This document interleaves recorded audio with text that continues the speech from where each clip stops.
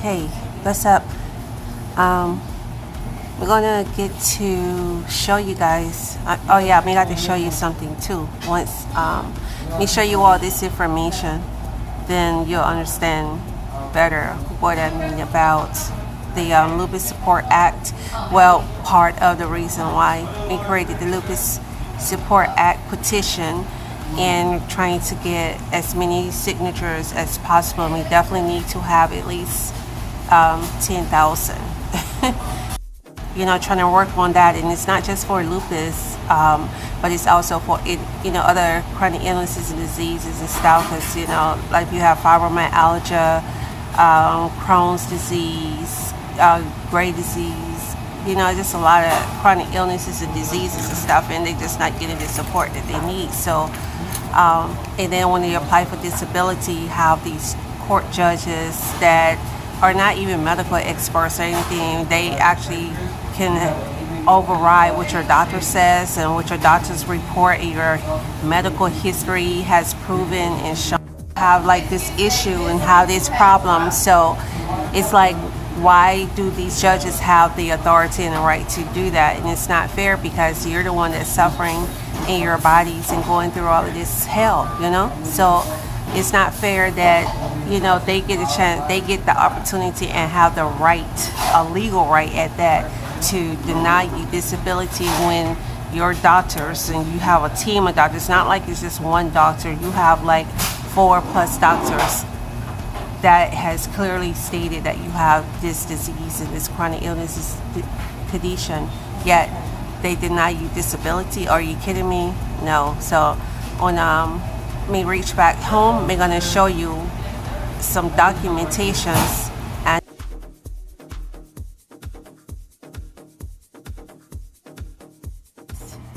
I'm so tired and exhausted right now, so the body's just not up to par. But I wanted to share this information with you guys because of the situation at hand. I don't know if you all can really see this or not,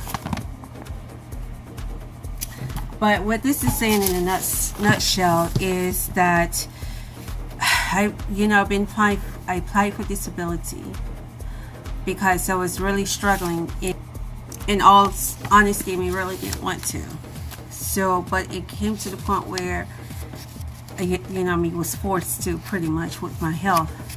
And what this states is, it says, based on the court's order and the above action, we have sent this case back to an administrative law judge.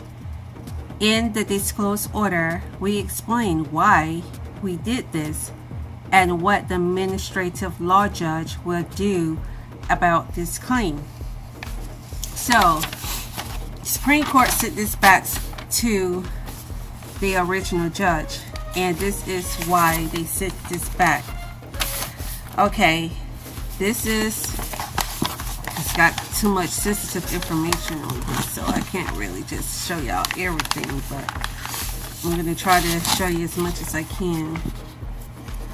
And I know you all are not going to be able to read all of this like that, but what this is stating is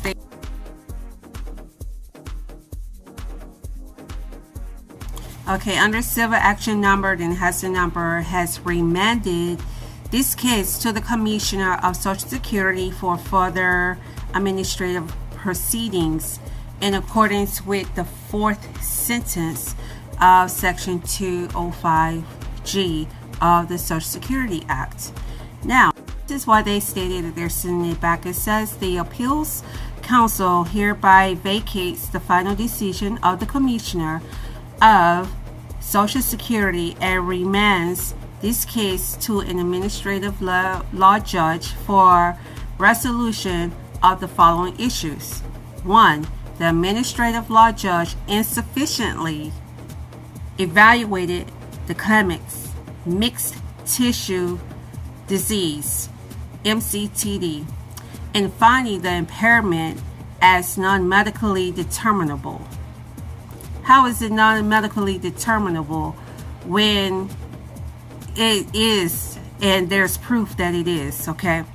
It says the administrative law judge explained the record shows treating rheumatologist, and it has my rheumatologist name, assessed the impairment only as a possible impairment back in January 2007. Decision page 6. However, the mixed connective tissue disease appears in the claimant's ongoing problem list, and the claimant received treatment for the impairment. And then it has the exhibits of there's 12 pages that clearly shows that I have been receiving ongoing treatment for this mixed connective tissue disease, which is lupus SLE. And if the judge, which they should not be allowed to overrule what a doctor says anyway, this is why this is a huge problem when judges are given authority and permission to make decisions over things they should not be allowed to make choices and decisions of. And this definitely perfectly fits into this scenario. It says, moreover, the administrative law judge reasoned it that the record does not show a definite diagnosis of MCTD because the record shows no follow-up by the claimant with the doctor after January 2017, despite the claimant promising to send pictures of her reported swelling. However, and here we go, however, the claimant provided pictures of her swelling and then whatever something joints in January 2017 and again March 2017, and then they have the pages and the exhibit numbers and stuff. So number 2 says, in giving little weight to the opinion of treated physician, my PCP, and it has the exhibit, the administrative law judge explained the record does not show a definite diagnosis of mixed tissue disease, that my PCP partly based her assessment on decision.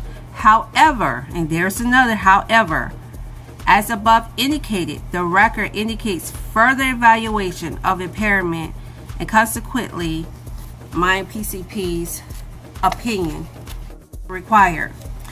Anybody who has gone through disability, you know that they actually send you papers and documents that your doctor have to fill out before they even take out on your case. There's a certain standard that they have to go by. There's specific information that they specifically ask for, and that they have to specify. It states that, and then the way the forms are, it pretty much immediately navigate and direct the doctors to fill out this information, and the type of condition and the description of the condition, and the symptoms, etc., etc. So it's it's just mind-boggling to me and absolutely absurd that a judge has the right, is given this kind of power and authority to make such decisions when they are not a medical professional. They are not the one that has been doing the examinations or do the examinations. How many more doctors do they need to have showing they have been dealing with this issue?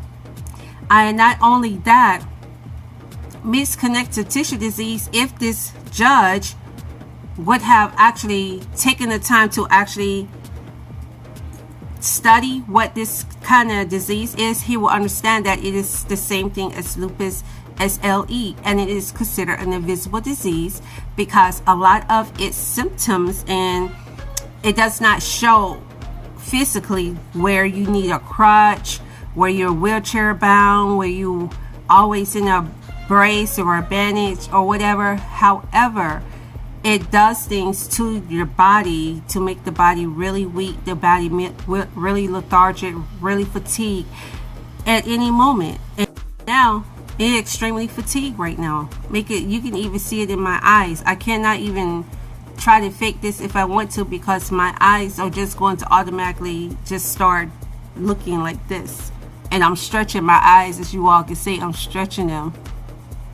But they're still looking like this because I'm having flare-ups right now. So, you know, these judges do not understand these medical conditions. They don't understand these diseases, and they don't understand how they affect the body. See, what he's looking for, as I read, he said a definitive. First and foremost, when you're dealing with chronic illnesses and diseases, there's no definitive pattern. They are referred to an invisible disease because they do not have a definitive pattern. They don't, it's not like, okay, 2 o'clock, or that's going to happen in my health. It doesn't work that way. And so, you know, out of these judges who are 100% unknowledgeable, ignorant to medicine and to the body and how it works when these diseases and conditions flares up and causes these kind of issues, and not understanding that you don't have to do anything specifically for it to be provoked. You could be sitting down chewing damn gum. You could be filing your nails. You could be on the phone chilling. You can be asleep and it'll flare up. So for a judge, any judges to have this kind of authority and power is completely absurd. I don't understand why. If that's going to be the case, then what's the point of sending us to doctors, and what's the point of them having these forms that they send to us that our doctors must fill out? You know, it's not forms that we could draft out. As a matter of fact, the doctors can't even just give their own forms, you know, in records. They have to fill it out a specific way. So that goes back to reiterate the ignorance of these judges that are not medical professionals, and they should not have the right to override what our doctor says, because the pictures from January and then in March, which are after the dates that he claimed that didn't have any proof, clearly showed that, you know, had proof that this is an ongoing situation. I know what has happened. I haven't been able to really go to the doctor like I want to, because now I'm going to get into the second part of my situation. It's Medicaid. Anybody who has any kind of consistent chronic illness or disease know that you have to go back and forth to the doctor on a regular basis. But if you do not have the proper insurance, it's too expensive. They don't have no damn $50, $75 co-fee every week or twice a week, you know, every other week to go to no damn doctor. And then that's just the copay. Then you pay for the doctor, you got to pay for the treatment, and you got to pay for your prescriptions. That's expensive. No, you know, unless you just rich, cannot afford it. You know, dang, I forgot this lady's name. I'm going to have to look her up, and I'm going to include her on the next video. If I don't forget, please, guys, you know, lupus make you forget shit. So y'all help me and remind me. But I think she's a senator, and I can't remember if she's a U.S. senator or if she's a state senator. Senate. But needless to say, she's highly educated, of course. And she's actually, even though she's a senator, she actually is on public assistance